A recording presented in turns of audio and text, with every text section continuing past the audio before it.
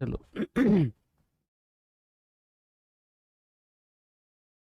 Good evening to everyone, welcome to all of you on this online platform Adhyayan Mantra. Okay, तो पिछली class में जहाँ पे हमने छोड़ा था वहीं से कंटिन्यू करेंगे। आवाज़ वगैरह ठीक है? अभी देखिए इस स्टूडियो में भी अगर कम आ रही है तो भाई पता नहीं दिक्कत क्या है। आवाज़ ठीक है? Rekha, Hariram Singh, okay, good evening. Good evening to everyone. तो पिछली क्लास में हमने जहाँ पे छोड़ा था वहीं से कंटिन्यू करेंगे, है ना? तो चलिए इसको जल्दी से ख़त्म करते हैं। ओके, ये मैंने आपको बता दिया था कि जो डाइजेशन हमारे मुंह से शुरू होता है, कार्बोहाइड्रेट का डाइजेशन मुंह में हमारे होता है। अगला जो चैप्टर है वो है ये वाला, मैंगोज राउंड द ईयर। तो ये क्वेश्चन है कि भाई फूड खराब क्यों होता है, यानी भोजन खराब क्यों होता है, सड़ता क्यों है ना, स्पॉइल्ड क्यों हो जाता है, वो सड़ क्यों जाता है, खराब क्यों हो जाता है। तो आप बताएंगे भाई कि वो माइक्रोब्स की वजह से खराब होता है। किसकी वजह से? माइक्रोब्स। माइक्रोब्स मतलब सूक्ष्म जीव। जो सूक्ष्म जीव होते हैं इनकी वजह से खराब हो जाता है। ठीक है।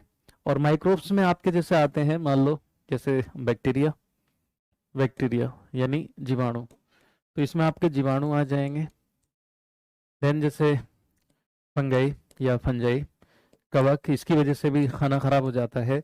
देन सम प्रोटोजोन्स, कुछ प्रोटोजोन्स ऐसे हैं ओके जो ये भी खाना वगैरह खराब कर सकते हैं। तो स्पेशली इन दो का रोल ज़्यादा है, बट सम टाइम सम इस प्रोटोजोन्स आर ओवर देयर। ठीक है, चलो।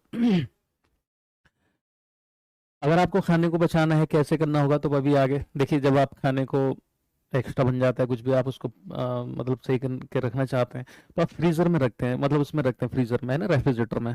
वो ठंडा रखता है तो क्या होता है कि जो माइक्रोब्स होते हैं कम टेम्परेचर पे कई बार एक्टिव नहीं होते हैं, तो इसलिए खाना जल्दी खराब नहीं होता है। बट आप उसको रखा हुआ छोड़ ही दीजिए फ्रीजर में, तो आप देखिएगा एक आध हफ्ता अगर आप रखा छोड़ दोगे तो सड़ जाता है खाना। टमाटरों को रखा रखा देखिएगा उसमें फंगस लग जाता है। तो ऐसा नहीं है कि कम टेम्परेचर पे जो है बैक्टीरिया वगैरह नहीं लगेंगे, लगेंगे लेकिन उतनी तेजी से नहीं लगेंगे। एक्चुअली में क्या है ना कि इनको थोड़ा टेम्परेचर नॉर्मल सा चाहिए होता है, और बरसात मॉइस्चर चाहिए होती है। तो आपने देखा होगा बरसात के दिनों में और गर्मी के दिनों में खाना स्पेशली जल्दी खराब होता है as comparison to the winter, है ना, जाड़े की तुलना में अगर देखें तो। ठीक है जी।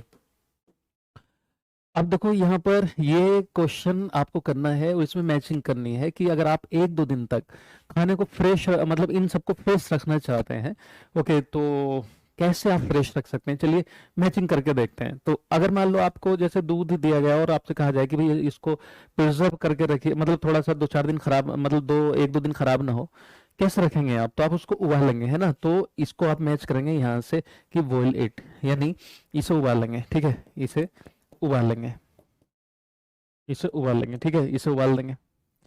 देन कुकड राइस, ओके, जो पके हुए चावल हैं आप उसको कैसे सही रखेंगे? तो उसको क्या है, किसी बाउल में लेके, किसी बर्तन में लेकर के, ओके, और उसको नीचे पानी रख के दूसरे बर्तन में उसमें रख दीजिए। जैसे मान लो पानी भर लिया मैंने, उसमें आपके जो आपके चावल हैं जिस कंटेनर में, उसको रख दो उसमें। ओके, तो उससे भी क्या है, चावल थोड़े से सही रहते हैं। तो ये हो जाएगा आपका, यहाँ से इसको मैच कर देंगे। ठीक है, कि put in bowl and keep the bowl in a container with some water. ऐसे बर्तन में उसमें रख दो जिसमें कुछ पानी हो, पहले से ठंडा पानी हो, और उसमें आप रख दो उसको। देन ग्रीन कोरिएंडर है, धनिया, हरा धनिया। हरे धनिया को आप सब जानते हैं कि आप उसको कपड़े में लपेट करके रख दीजिएगा, थोड़ा गीले कपड़े में, तो वो सही रहता है ना। तो green coriander wrap in a damp cloth, है ना, तो इसमें जो है आप इसको रख देंगे।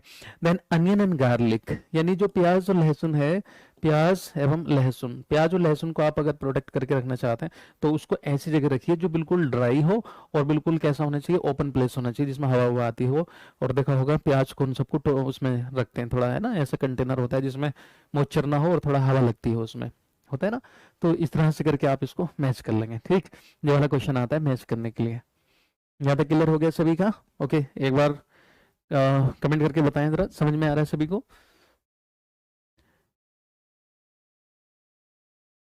गुड़िया कुमारी good evening. Okay, Sapna Chaudhary good evening.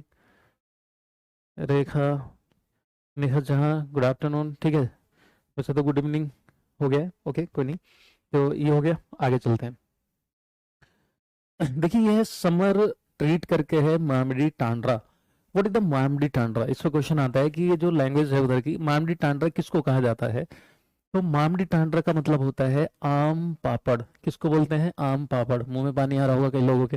तो आम पापड़ क्या आम पापड़ को कहा जाता है मामिडी तांड्रा। तो एक क्वेश्चन ये आता है कि अत्रपुरम जो है वो एक कस्बा है, एक टाउन है, ये कहाँ पर है? तो आप बताएंगे आंध्र प्रदेश में है। ये कहाँ पर है?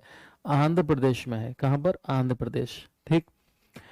Glass jar and bottles are dried well in the sun before filling them with pickles. अचार को भरने से पहले, जो मम्मा लोग देखा होगा घर में अचार बनाती हैं, तो उस अचार को क्या है कि भरने से पहले किसी मर्तबान में, कंटेनर में, किसी बर्तन में भरने से पहले उस बर्तन को कायदे से धूप में सुखाया जाता है। क्यों? ताकि जो उसमें बैक्टीरिया वगैरह होते हैं या फिर कोई भी जर्म्स वगैरह हो वो ना रह जाए। स्पेशली इसलिए ताकि उसमें की जो मॉइस्चर है ना, मतलब जो नमी है वो खत्म हो जानी चाहिए। सूखने से कई बार बैक्टीरिया भी खत्म हो जाते हैं, बट उसको छोड़ो, चलो मेन चीज है उसमें पानी। अगर मान लो कहीं वो थोड़ा सा उसमें गीलापन रह गया तो क्या है कि अचार वगैरह आपका जल्दी खराब हो जाएगा। देखो कई बार आपने सुना होगा अचार जब निकाल रहे होते हैं तो उसमें एक चम्मच ऑलरेडी उसमें डाल कर रखते हैं, या फिर दूसरा चम्मच लेते हैं, तो कई बार घर वाले बोलते हैं कि गीला चम्मच मत डालना उसमें, क्योंकि आपने अगर गीले चम्मच से निकालोगे तो उसमें मच्छर जा सकती है, हो सकता है आपका अचार खराब हो जाए। है कि नहीं? तो धूप में इसलिए सुखाते हैं उसको ताकि उसमें कोई मॉइस्चर वगैरह ना रह जाए, अदरवाइज दिक्कत होगी। अब देखिए अगला चैप्टर है हमारा सीड्स एंड सीड्स। ओके, बीज और बीज। तो स्प्राउटिंग टाइम। स्प्राउटिंग का मतलब होता है अंकुरण टाइम। अंकुरण का मतलब होता है कि क्या अंकुरण, ठीक है, अंकुरण, अंकुरण, ठीक है, समय। अंकुरण समय का मतलब यही होता है कि जिसमें से स्प्राउट्स निकल करके आते हैं। स्प्राउट्स, ठीक है, स्प्राउट्स जो निकल करके आते हैं, ओके, जो सुइयां सी निकल करके आ जाती हैं उसको हम बोलते हैं अंकुरित बीज। क्या बोलते हैं? अंकुरित बीज। तो अंकुरित बीज कैसे निकलते हैं, ओके, वो समझेंगे। तो ये डिपेंड करेगा, ओके, वेरी करता है according to the temperature and humidity of the weather. तो मौसम में कैसी ह्यूमिडिटी है, वेदर कैसा है, उस पर भी डिपेंड करता है। ठीक है, ये तो बात होगी किसकी, जब आप मतलब जैसे बाहर छोड़ दें या बीज को बो दें, और आप चाहें तो गीले गीले कपड़े वगैरह में लपेट कर रख देते हैं, देखा होगा। तो उसमें जब सुइयां निकल के आ जाती है उसको धुल के फिर आप आराम से खाते हैं, अंकुरित बीजों को खाते हैं आप, है ना। तो वो अलग अलग टाइम में हो सकता है मूंग की दाल में पहले निकल आए, हो सकता है चने में बाद में निकल करके आए, उड़द में बाद में निकल के आए। ये वाला क्वेश्चन, यहाँ से एक क्वेश्चन आता है, ठीक है। कुछ जो होते हैं इंसेक्टिवोरस प्लांट्स होते हैं, इंसेक्टिवोरस प्लांट होते हैं। कौन से? इंसेक्टिवोरस। ठीक है। तो इंसेक्टिवोरस प्लांट जो है वो कहाँ कहाँ पाए जाते हैं? तो देखिए ये ऑस्ट्रेलिया में, इसमें लिख भी रहा है, ठीक है, ऑस्ट्रेलिया, इंडोनेशिया, इंडोनेशिया, ठीक है, इंडिया में जो है वो मेघालय, मेघालय, इस रीजन में पाया जाता है खास करके। तो देखिए यहाँ पर सिर्फ एक की बात की गई है, इसको हम बोलते हैं पिचर प्लांट, घटपर्णी पौधा, नेफेंथीज। तो देखिए इंसेक्टिवोरस प्लांट होता है जिसको कहा जाता है नेफेंथीज। क्या कहा जाता है इसको? नेफेंथीज। और ये इसी को बोलते हैं क्या? Pitcher plant. क्या बोलते हैं इसको? पिचर प्लांट बोलते हैं। पिचर प्लांट को हिंदी में बोलते हैं घटपर्णी पौधा। क्या बोलते हैं इसको? घटपर्णी पौधा। ये क्या करता है कि कीड़ों को अट्रैक्ट कर लेता है अपनी तरफ, और जैसे ही कीड़ा मकोड़ा यहाँ पर आएगा, तो जैसे ही जो है कीड़े मकोड़े यहाँ पे पहुंचेंगे उस पर को ये ढक लेता है, ऐसी जो घड़े जैसा होता है इसका ढक लेता है। अब ये कैसे ढक मतलब जो है कैसे इंसेक्ट को, और हाँ इस पे क्वेश्चन आएगा मैच करने के लिए, हाँ पूजा मिल जाएगी उसके बाद में। तो इधर आप देख लेना किस किस चीज को, तो ये छोटी जो चुईयां होती है ना, माउस है ना, चुईयां होती है उसको, माइस को, मेंढक को, छोटे छोटे जो मेंढक होते हैं उनको, और इंसेक्ट को, इन तीनों को अट्रैक्ट कर लेता है और इन तीनों को मतलब जो है खड़ालता है, ऐसे मान के चलें। तो देखो यहाँ पे कहीं लिख रहा होगा, देखो ये लिख रहा है ट्रैप। ये किसको ट्रैप करता है? ट्रैप मतलब पकड़ता है। ईट फ्रॉग्स, ईट है ना, फ्रॉग्स, फ्रॉग, मेंढक, देखो साफ साफ लिख रहा है मेंढक। देन उसके अलावा इंसेक्ट, कीड़े मकोड़े, एंड इवन माइस, और चूहे वगैरह को भी क्या है अट्रैक्ट कर लेता है। इसकी करने की मजबूरी है वो इसलिए क्योंकि ऐसे पौधे खास करके थोड़े नमी वाले इलाकों में पाए जाते हैं, और जो ज्यादा नमी में रहने वाले पौधे होते हैं अक्सर उनके अंदर डेफिशिएंसी होती है नाइट्रोजन की।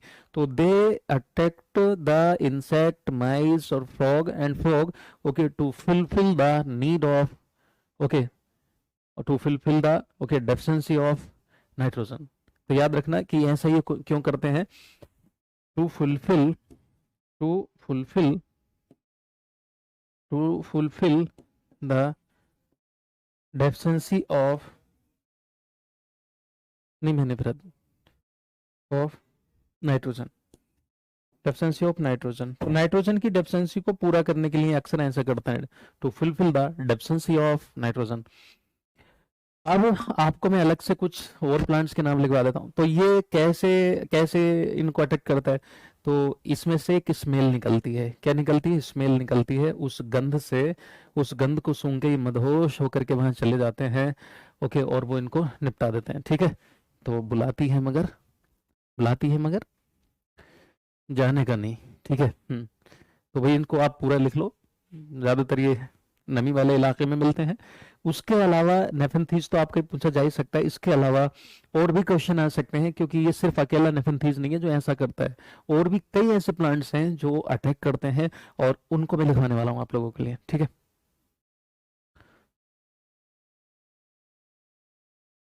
एनसीईआरटी में कहीं उठाया हुआ है, ये बिल्कुल सेम कट के हुआ है, ये बिल्कुल वहीं से। ठीक, लिखा सबने। तो कुछ चीजें और ऐड ऑन कर लेंगे। ओके, ऐसा क्यों करते हैं? नाइट्रोजन की कमी को पूरा करने के लिए। तो देखो कौन कौन से प्लांट होते हैं आपका, ये तो हो ही गया। ये आपका नेफेंथीज तो हो ही गया है। नेफेंथीज, ठीक है, यानी पिचर प्लांट, एक तो ये हो गया आपका। अपनी नॉलेज को बढ़ाने के लिए भाई ऐड कर लो अपना। ठीक है, दूसरा आप लिख सकते हैं वेनस फ्लाई ट्रैप। एक जो है वेनस फ्लाई ट्रैप करके होता है। तीसरा जो होता है वो आपका ड्रोसेरा होता है।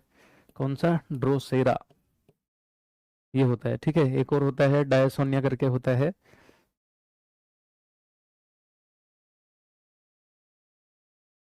ठीक है, ये होते हैं, ये these all are the insectivorous plant. Okay, these attract the insect, mice and frogs, okay, to fulfill the deficiency of nitrogen.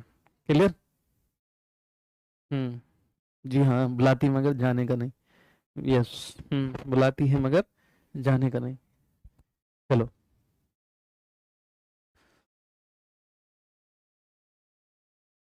Clear दोस्तों, यहाँ तक सभी का हो गया। चलो, दैट्स गुड। इनका आप नोट कर लें। ड्रोसेरा, वेनस फ्लाईट्रैप, डायसोनिया, है ना, these all are the insectivorous plants. कीट भक्षी पौधे कहा जाता है इनको। तो नाइट्रोजन को ये अटैक कर लेते हैं, और नाइट्रोजन की कमी को पूरा करने के लिए अटैक कर लेते हैं। अगला देखेंगे। ये 1948 की बात है, 1948 की। एक जो है अ, शख्स थे जिनका नाम था जॉर्ज डी मेस्ट्रल। वैसे इनका पूरा नाम होता है, ऐसे करके लिखा होता है, जॉर्ज डी मेस्ट्रल। ऐसे करके भी लिखा हो सकता है, या सिर्फ जैसे ऊपर लिखा है ऐसे भी हो सकता है, जॉर्ज मेस्ट्रल। ठीक है, ये रहेगा यहाँ पर, जॉर्ज मेस्ट्रल। ठीक है, तो ये अपने कुत्ते को लेकर के ठीक है, कुत्ते को लेकर के निकले। और कुत्ते की बॉडी पे, ओके, कुत्ते चिपक गए, मतलब छोटे घास के कुत्ते। देखिए यूपी बिहार और हरियाणा साइड से यहाँ पे बहुत से लोग होंगे, वहां पर चिड़चिटा करके एक घास होती है, चिड़चिटा बोलते हैं उसको, उसमें ना कुत्ते से होते हैं। और एक और होता है, वो क्या क्या होता है कि वो आपके कपड़ों पे जहां तहाँ चिपक जाएगा, आपकी बॉडी पे चिपक जाता है। बाल वाल होते हैं किसी की टांगों पे, तो उस पे भी चिपक जाता है वो।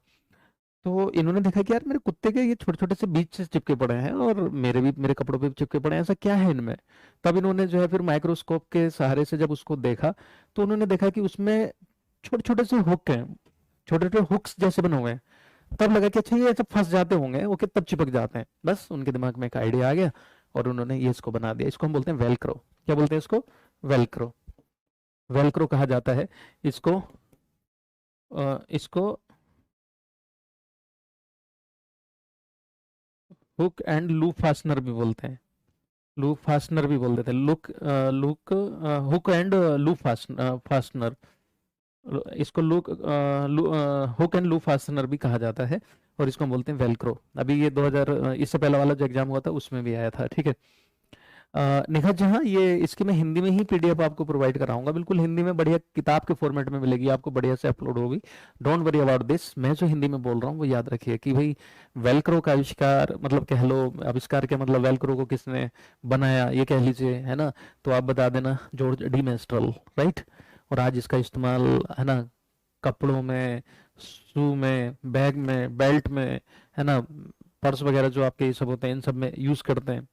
आजकल इतना यूज हो रहा है, थैले वगैरह भी देखिए उसमें होता है। सैंडल जो आते हैं उसमें अक्सर ये होता है ना, चिपकाने वाला, चिपकाने के लिए।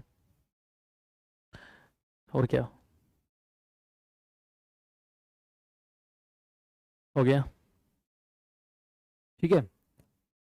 आगे चलेंगे, देखो भाई ये आपका बिल्कुल क्या है, वहां से कट किया हुआ है एनसीईआरटी में से। ये देखने में एक पेज लग रहा होगा।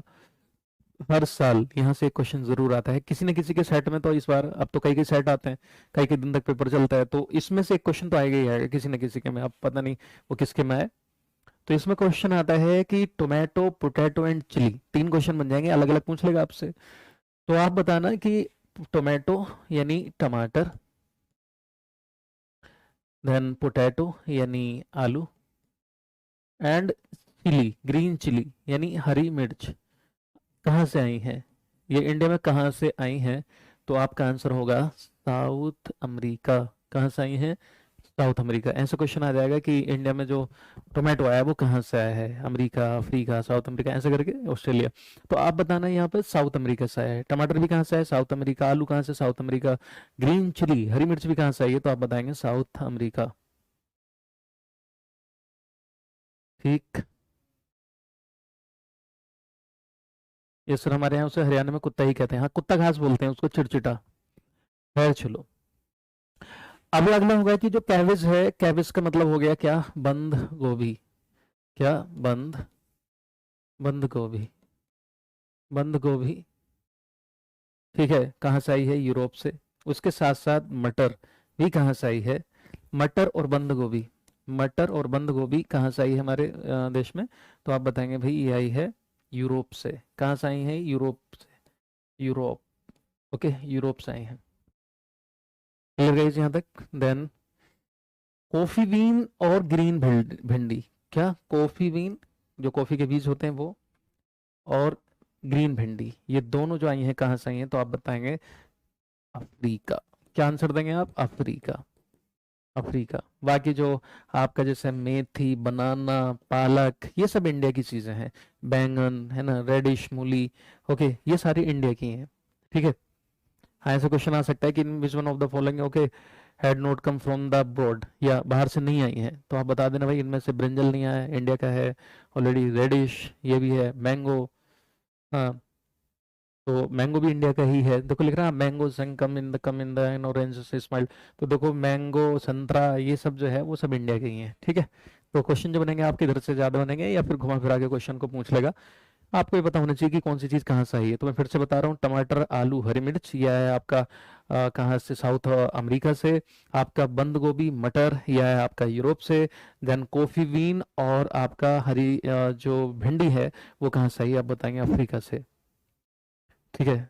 निखत, मैं फिर से बता रहा हूँ, जब भी आपका पीडीएफ तब मिलेगा जब ये कंप्लीट हो जाएगा। ये खत्म होने वाली है और आपको पीडीएफ मिल जाएगी, डोंट वरी। ठीक है, चलो हो गए।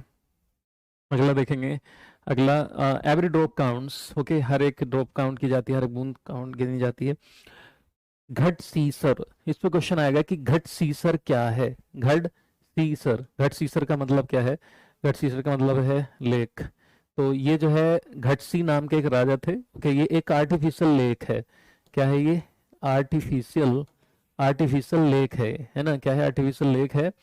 यानी कृत्रिम, कृत्रिम का मतलब होता है ह्यूमन मेड या मैन मेड, जो इंसान ने बनाई हो। ओके, कृत्रिम झील है ये।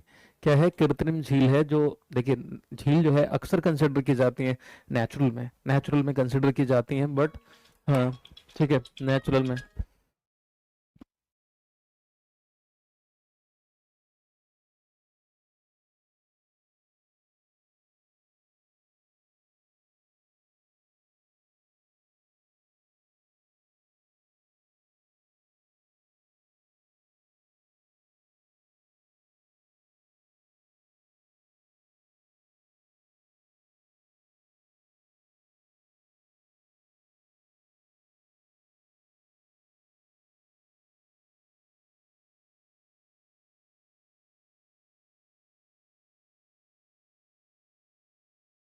हाँ भाई, तो अब यहाँ पर समझेंगे कि ये सार का मतलब क्या है। सार का मतलब झील है। अब देखो मैं आपका एक फंडा क्लियर कर दूं। अगर आप हिंदी की एनसीईआरटी को पढ़ेंगे और इंग्लिश की एनसीईआरटी को पढ़ेंगे, और हम लोगों को तो एक एक जरा जरा सी चीज पे ध्यान रखना पड़ता है। तो जो हिंदी मीडियम की है, किसकी, हिंदी मीडियम वाली, जो हिंदी मीडियम की आपकी एनसीईआरटी है, वहां पर ये लिखा हुआ है, आप कोर्स से देख लीजिएगा, सार का मतलब पौंड लिखा हुआ है। सार का मतलब क्या लिखा हुआ है? तालाब। क्या लिखा हुआ है? तालाब लिखा हुआ है। और तालाब को हिंदी में जो बोलते हैं, इंग्लिश में जो बोलते हैं, पौंड बोलते हैं। और इंग्लिश में जो है लेक का मतलब झील होता है। अब एक जगह हिंदी वाली में लिखा हुआ है तालाब, और यहाँ पर लिखा हुआ है क्या? झील। अब ये दोनों अलग अलग चीजें हो गई। तो आप इंग्लिश वाली को प्रेफरेंस देंगे, क्योंकि आपने देखा होगा फॉर्म भरते वक्त लिखा भी होता है कि अगर कोई भी डिस्प्यूट होगा, कुछ भी होगा, इस तरह की कंट्रोवर्सी, अगर मतलब ऐसा लगे कि कुछ हो रहा है, मतलब डिस्प्यूट होगा, ओके, मिसअंडरस्टैंडिंग अगर कुछ भी होगी, तो इंग्लिश में लिखा हुआ वैलिड माना जाएगा। तो याद रखिएगा, अब मैं कहूँ सार का मतलब तालाब है, पौंड है या झील है, तो आप झील बताओगे। क्या बताओगे? झील बताओगे। तो ये वाला जो है वो राइट है आपका, ये सही है। और ये वाला जो है इसको मत फॉलो करिएगा, अगर ये क्वेश्चन आ जाए तो। तो घटसी, किंग घटसी करके एक बादशाह थे, राजा थे, घटसी। और ये रहने वाले थे कहाँ के? जैसलमेर। और जैसलमेर कहाँ है? आप सब जानते हैं, राजस्थान में है। कहाँ पर है? राजस्थान में है। इसको 650 साल पहले, 650 साल पहले बनाया गया था। और कितनी लेक्स को जोड़ करके बनाया गया था, तो आप बताएंगे कि इसमें 9 लेक्स, यानी 9 झीलें जुड़ी हुई हैं। ठीक है, 9 झीलें जुड़ी हुई हैं। ओके, 9 झीलें, 9 झीलें जुड़ी हुई हैं। ठीक है, 9 झीलें। समझ में आ गई बात? ये 9 झीलें जुड़ी हुई हैं। Clear guys? हाँ, 9 झील जो है एक साथ जुड़ी हुई हैं इसमें। याद रखिएगा। ठीक है, 9 झीलें। क्लियर? हम्म।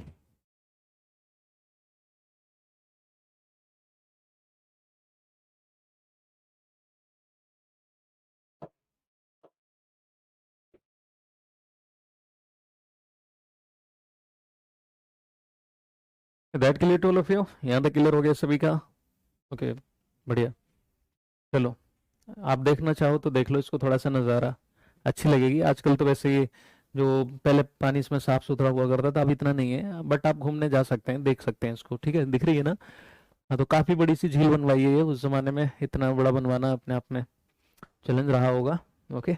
और एक झील में से दूसरी झील में पानी जा सकता था, इसको इस तरह से इंटर कनेक्ट किया गया था, 9 झील को जोड़ करके बनाया था। समझ रहे हैं ना? लेकिन कितना ही कुछ भी कर लो यार, बनाने वाला है ना, यादें छोड़ जाता है अपनी चीजें अक्सर। कई बार ऐसी जितने भी मॉन्यूमेंट्स हैं ना, मैं उनको देखता हूँ तो मुझे ये ख्याल आता है, ऐसे देखे यार किसने ये सोच के बनवाया होगा कि हमारा है ना, और बाद में आज उनकी है ना नामो निशान, वैसे नाम तो है, खैर निशान खत्म हो गए, बॉडी के कुछ नहीं बचा होगा। ठीक है, मतलब बॉडी का नामो निशान खत्म हो गया है, जिस तरह से कह के, है ना।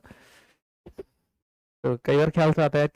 आप कभी देखो बिल्डिंग पे कोई सी पुरानी इमारत को देखेगा, है ना, तो आप देखिएगा उनमें ऐसा लगेगा यार ये किस इंसान ने पत्थर लगाए होंगे, किसने डिजाइनिंग करी होगी, कौन होगा वो इंसान जो ये बना रहा होगा, तो उसको लगता होगा कौन कौन मजदूर रहे होंगे। ऐसे मन करता है काश हम फ्लैशबैक में पीछे जाएं और उनको देखें, सच में यार ऐसा लगता है। यहाँ से भी एक क्वेश्चन आता है, और ठीक है, और बहुत ज्यादा चांसेस हैं इसमें से भी फिर से क्वेश्चन आने के। ये है अलबरूनी। क्या है? अलबरूनी। अलबरूनी जो है उज्बेकिस्तान का रहने वाला बंदा था, ये कहाँ का? उज्बेकिस्तान।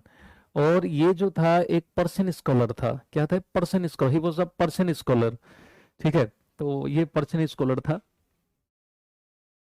तो इसने इंडिया के बारे में बड़ा अच्छा लिखा है कि यहाँ के जो लोग हैं बड़े स्किल्ड हैं। ठीक है, और जो है तालाब वगैरह बनाने में बहुत ही स्किल्ड है ना, मतलब बहुत अच्छे से इनके अंदर कुशल है। ओके, सबका मिलेगा अर्थी, बिल्कुल A to Z, है ना, सारी सारी PDF मिलेगी। तो इसने बहुत अच्छे से बताया है कि जो चबूतराज वगैरह कैसे बनाए थे, चबूतरा वगैरह होते हैं ना, with iron rod to built, है ना, चबूतराज ही पाइल्ड अप द रोक्स, उसमें मतलब रोक्स भर के, रोक के पत्थर वत्थर भर के, है ना, आयरन भर के ज्वाइन करके चबूतराज वगैरह बनाए। और इन्होंने लेक बनाई बड़े अच्छे से, और मतलब इंडिया वालों के बारे में बता रहा है ये। और इसमें जो स्टेप वेल्स होते हैं, स्टेप वेल का मतलब होता है वही जिसमें चल करके आप कुएं के पानी तक जा सकते हैं, और वहीं से चल के आ सकते हैं। तो इसने बताया है कि जाने का रास्ता अलग है, आने का अलग है, ताकि उसमें भीड़ ना लगे और क्राउड ना हो वहां पर। ठीक है, तो आइए जरा देख लेते हैं इसको, ये इस टाइप की जो है ऐसे करके।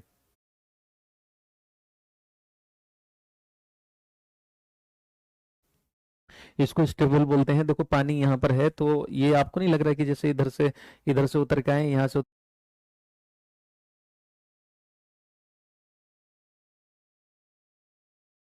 के यहाँ से पानी भर लो, इधर से भरो, इधर से भर के इधर निकल जाओ।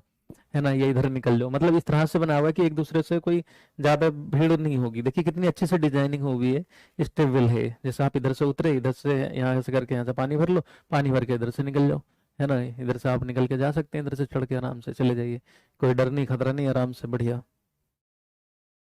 ठीक, तो इसने इन सब के बारे में बताया है। देन हम्म तो वही सब है। देन आपसे पूछेगा कि भाई मशक क्या चीज़ है, उसमें मशक के बारे में कहा है। मशक तो देखिए, मशक जो होती है वो एक लेदर का बैग होता है। लेदर का बैग होता है, खास करके जो बकरे वगैरह की खल होती है उसको टैनिंग करके बढ़िया से चमड़ा सुखा करके, जो लोग पहले सौदागर हुआ करते थे, खास करके जो मतलब कबीला चलता था, पूरा तिजारत वगैरह करते थे, तो वो रास्ते में कहीं सफर करना हुआ तो इतने पानी वानी अवेलेबल नहीं होता था, तो पानी भर के लेकर के जाते थे इसमें। पानी इसमें ठंडा भी रहता था और रास्ते में प्यास लगने पे पी भी लिया करते थे। ठीक है, तो ये मशक है।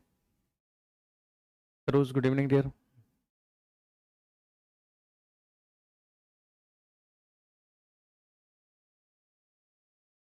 लिखा।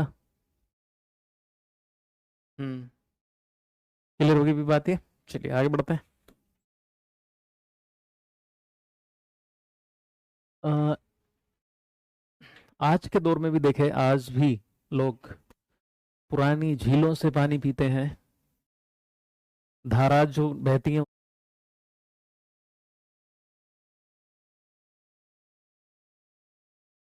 उनसे पानी पीते हैं, स्टेबल में से निकाल के, और जो नवलास करके होते हैं इनसे भी क्या है, पानी पीते हैं। तालाब पोखरों से आज भी अगर देखें तो बहुत से इलाके में पानी पिया जाता है। 1986 की बात है, 1986 राजस्थान में है, जोधपुर राजस्थान में, जो वो अमृता देवी बिश्नोई के बारे में खिजाड़ली गांव में बताया था मैंने। तो जोधपुर राजस्थान में है ये। इसके आसपास के इलाके में एक बार क्या हुआ, बारिश नहीं हुई, लोग पानी की वजह से।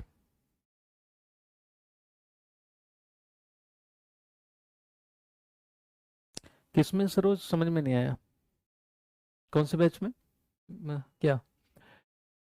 तो लोगों को याद आया कि इस जब पानी नहीं था कि इस इलाके में क्या मतलब, जब पानी नहीं था तो लोगों को पता चला कि यार यहाँ पे एक पुराना जो है एक बावली है। बावली मतलब एक कुएं जैसा स्टेबल है। अब उन्होंने सोचा कि यार उसको साफ कर लिया जाए। जब उसको साफ करवाने की बात की गई तो उसमें से कितना, 200 ट्रक्स, 200 ट्रक भर के कचरा निकला था उसमें से। देखो ये लिख रहा है more than 200, 200 से भी ज्यादा ट्रक गार्बेज निकला उसमें से, was taken out of it. तो जो स्टेबल था आ ही जाएगा इसमें, 200 ट्रक आराम से, बड़ा सा होगा। ठीक है, तो उसमें से इसको निकाला। People of the area collected man, है ना, मनी एंड दे थर्स्टी, क्या है, collected people of the area collected money they thirsty go now water from the stubble after few years and red, हाँ। तो भाई जो है वो पानी वानी जब निकलने लगा, ठीक है, तो बाद में क्या हुआ कि जब फिर से पानी मतलब जो है वहां पर कुछ दिन बाद क्या हुआ, पानी वानी वहां पे बारिश हुई, तो फिर जो है इसको फिर भूल गए। तो फिर ऐसे कैसी हो गई है, तो फिर इसको लोग भूल गए, was forgotten and again the stable was forgotten. फिर छोड़ दिया उसको कि यार चलो अब तो बारिश बारिश हो गई है। तो कहने का मतलब यह है, जरूरत पड़ने पे किसी की याद आती है।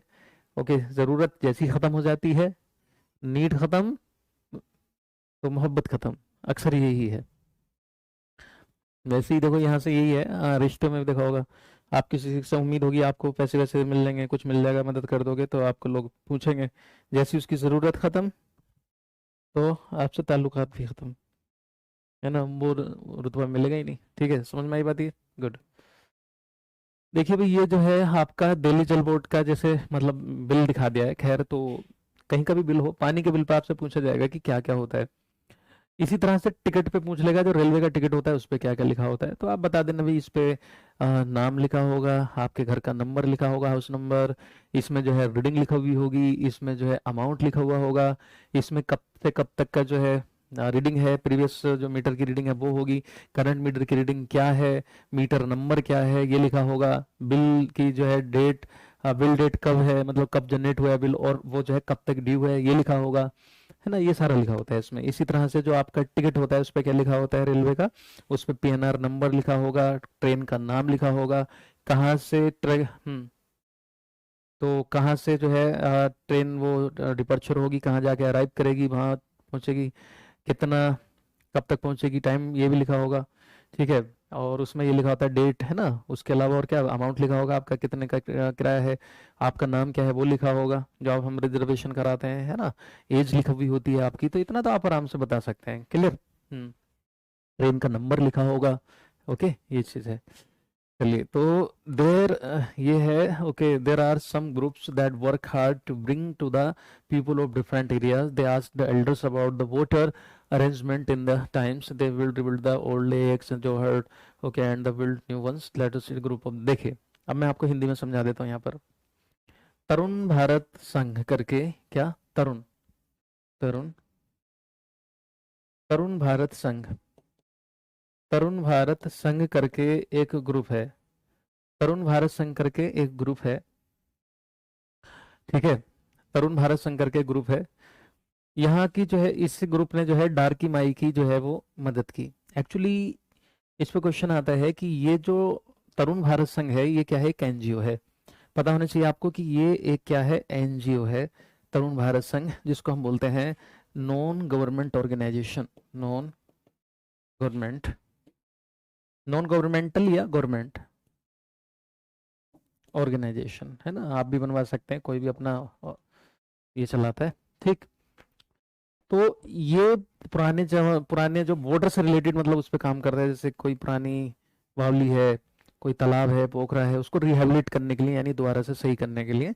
ओके, ये है। तो ये जो डार्की माई की स्टोरी है, क्योंकि ये इसकी मदद करता है, तो इस पर क्वेश्चन आता है कि भाई ये डार्की माई की स्टोरी ये कहाँ से ली गई है, तो आप बताएंगे ये एक है ना, बुक है, उसका नाम है चार गांव की कथा। इस वाली किताब में से इस स्टोरी को लिया गया है, चार गांव की कथा में से लिया गया है। इस इसके जो मतलब वो है, मतलब जो चलाते हैं, किनके अंडर में चलता है, doctor Rajendra Prasad, sorry Rajendra Singh, not the Prasad, doctor Rajendra Singh इसके जो है हेड हैं। एंड डॉक्टर राजेंद्र सिंह को एक नाम से और जाना जाता है, वाटरमैन ऑफ इंडिया, यानी भारत का जल पुरुष। क्या बोला जाता है इसको, भारत का जल पुरुष। क्या कहा जाता है इसको, इनको भारत का जल पुरुष, भारत का जल पुरुष के नाम दिया जाता है इनको, भारत का जल पुरुष, भारत का जल पुरुष कहा जाता है इनको। ठीक है, भारत का जल पुरुष। ओके, भारत का जल पुरुष।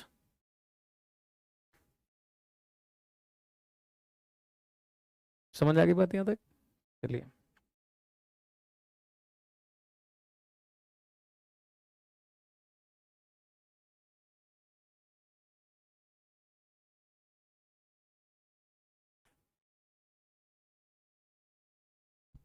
हो गया भाई। हम्म।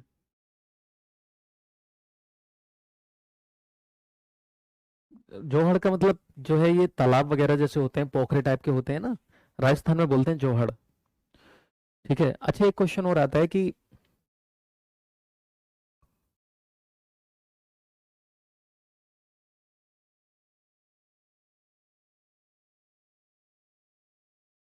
तरुण भारत संघ का जो हेडक्वार्टर है वो कहाँ है, हेडक्वार्टर। तो याद रखना है अलवर में है, अलवर राजस्थान, और चेक कर लेना इसको, अलवर राजस्थान, अलवर राजस्थान में है। ठीक है। हाँ, हो गए।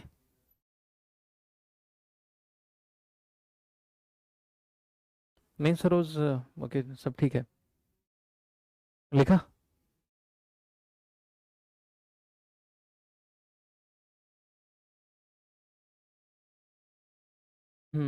और इसको चेक कर लेना, ये रुक जाओ, मैं ही चेक कर लेता हूँ, एक मिनट।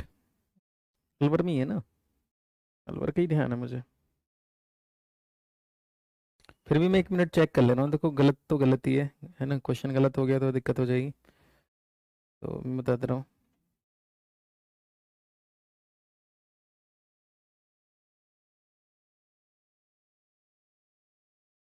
सही है भाई, अलवर राजस्थान में है, अलवर राजस्थान में ही है। कितने बजे से, कितने बजे से, एक मिनट, कितने बजे से।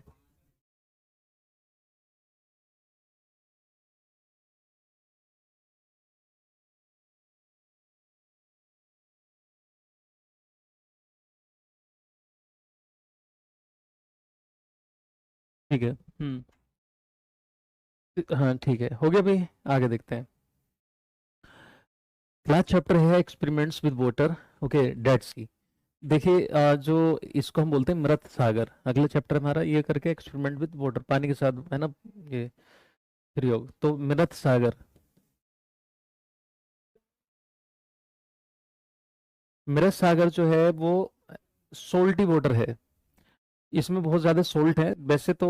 अगर देखा जाए जो सी होते हैं, ओके, महासागर और सागर, सी को बोलते हैं सागर, इसको बोलते हैं महासागर, ये सोल्टी वाटर होता है इनमें। कैसा वाटर होता है? सोल्टी वाटर होता है, यानी नमकीन वाटर होता है। The saltiest of all this is dead sea, है ना। तो देखिए इन सब में जो देखा जाए तो सबसे सोल्टेस्ट जो है, देखिए आप गूगल पे सर्च मारोगे तो दुनिया भर का दिखाएगा, बट आपको एनसीईआरटी फॉलो करनी है, राइट। तो डेड सी, मृत सागर का जो है सबसे ज्यादा खारा पानी है।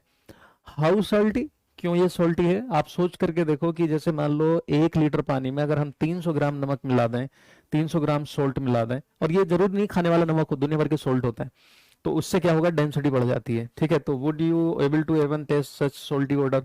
आपको नमकीन नमकीन सा लगेगा, it would be very bitter, बहुत कड़वा होगा ये। Interestingly, even if a person doesn't know how to swim, she would not drown in this sea. She will float in water as if lying down on it. ये चीज जान करके आपको अचंभा सा लगेगा कि इसमें कोई भी किसी को अगर तैरना नहीं आता है तो वो इसमें आराम से अगर इसमें लेट जाए कुछ भी हो तो वो डूबेगा नहीं, ठीक है। डूबेगा नहीं, समझ में आ गई बात ये? हाँ डूबेगा नहीं, क्यों नहीं डूबेगा? क्योंकि इसमें बहुत ज्यादा क्या है? डेंसिटी है। तो अच्छी खासी डेंसिटी अगर देखा जाए तो इसमें है, ओके, सदियों से इकट्ठे हो गए सोल्ट है इसमें। तो देखिए ये आराम से दोनों लेटे पड़े हैं, ठीक है, जैसे यहाँ पर आप देख रहे हैं, ओके, और ये डूब नहीं रहे हैं, एक दूसरे बात कर रहे हैं। और क्या पढ़ रही है? मैं तो वही पढ़ी, तू बता क्या पढ़ रहा है? तो ये देखो आराम से लेटे पड़े हैं दोनों। तो इसमें ये मतलब डूब नहीं रहे हैं, ठीक है, ऐसे मान करके चलो फ्लोट कर रहे हैं, ये बॉडी है ना, तो डूबती नहीं है बॉडी, क्लियर, क्योंकि इसकी डेंसिटी ज्यादा है। देन भी देखिए शक्कर पारा क्या होता है, इस पे क्वेश्चन आ जाता है। एक जैसा होता है ना नमक पारा, यह है शक्कर पारा। तो शक्कर पारा क्या होता है? स्वीट डिश है ये, क्या है? स्वीट डिश, ठीक है, ये है, और ना, ठीक है, क्या है? किसने बनाया है? हम्म, हम्म, हम्म, चलो। तो डेंसिटी क्या होती है भाई? डेंसिटी को हिंदी में हम बोलते हैं घनत्व, क्या बोलते हैं इसको? घनत्व, घनत्व। तो डेंसिटी जो होती है, डेंसिटी इक्वल टू होता है मास अपॉन वॉल्यूम, क्या होता है? Mass upon volume, mass upon volume. तो ये हमारी क्या है? डेंसिटी होगी, मास अपॉन वॉल्यूम, यानी द्रव्यमान अपॉन घनत्व होता है। इवेपोरेशन का मतलब होता है वाष्पोत्सर्जन, क्या होता है? वाष्पोत्सर्जन। वाष्पोत्सर्जन जो होता है वो पानी का वाष्प बन के निकलना वाष्पोत्सर्जन कहलाता है, ठीक है। अभी वाष्पोत्सर्जन पे एक चीज समझिएगा कि फैक्टर्स के बारे में पढ़ना है, इस पे क्वेश्चन आ जाता है। Factors affecting the evaporation, evaporation, वाष्पोत्सर्जन को, वाष्पोत्सर्जन, वाष्पोत्सर्जन को प्रभावित करने वाले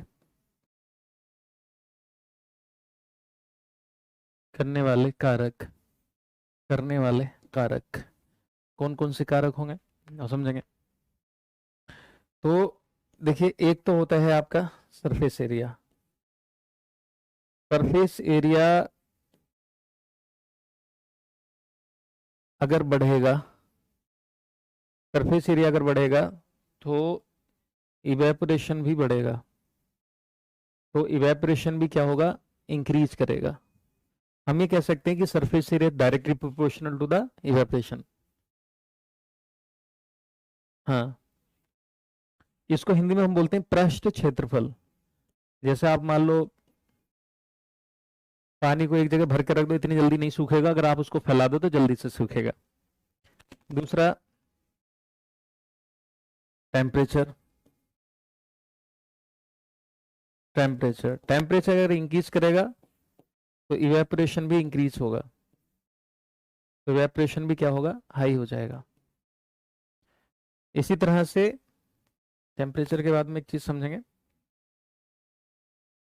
एक होता है आपका अगर विंड स्पीड बढ़ेगी, यानी हवा की जो मतलब वायु की चाल अगर बढ़ेगी तो भी इवेपरेशन हाई होगा, तो भी इवेपरेशन वाष्पोत्सर्जन बढ़ेगा।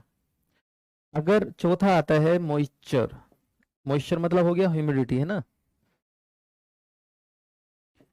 ह्यूमिडिटी मतलब होता है आर्द्रता, एनवायरनमेंट में जो नमी होती है। अगर ह्यूमिडिटी इंक्रीज करती है, इसको क्या बोलते हैं हिंदी में, आर्द्रता बोलते हैं ना, आर्द्रता। तो अगर ह्यूमिडिटी इंक्रीज करेगी तो इवेपरेशन जो होगा याद रखना घटेगा। ये इनवर्सली प्रोपोर्शनल होता है। इवेपरेशन क्या होगा, डिक्रीज करेगा, डिक्रीज करेगा, इवेपरेशन विल डिक्रीज, राइट। या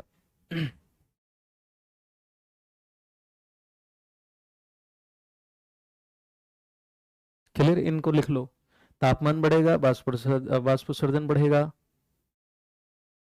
सरफेस एरिया बढ़ेगा, इवेपरेशन बढ़ेगा, विंड स्पीड अगर बढ़ती है ना, तो भी क्या है, इवेपरेशन ज्यादा हो जाएगा। और ह्यूमिडिटी आर्द्रता एनवायरमेंट बरसात के दिनों में बढ़ जाती है तो क्या है, इवेपरेशन घटेगा। तो ये चार फैक्टर हैं कुल मिला के, इनका ख्याल रखना है, ध्यान रखना। हम्म। ओके गाइज, यहाँ तक क्लियर।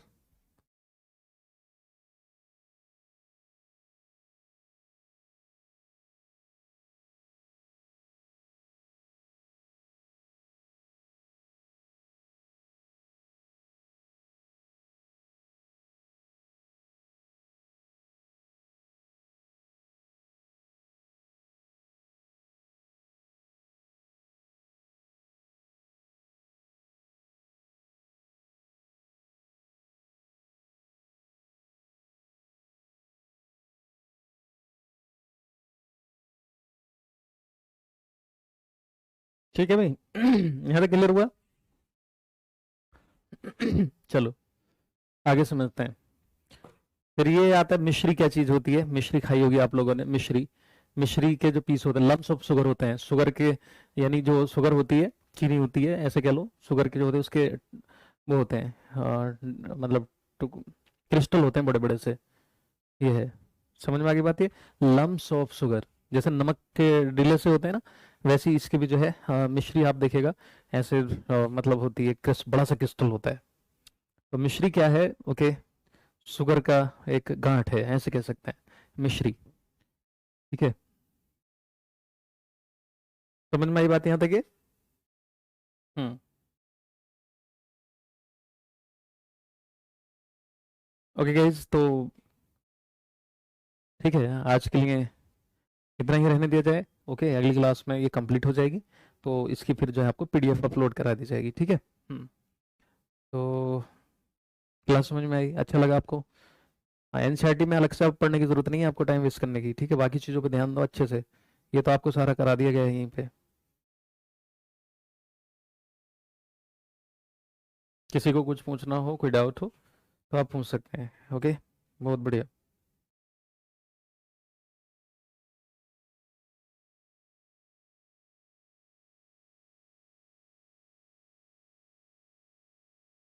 नेहा, बहुत लेट हो गए हो, गुड इवनिंग। चलो,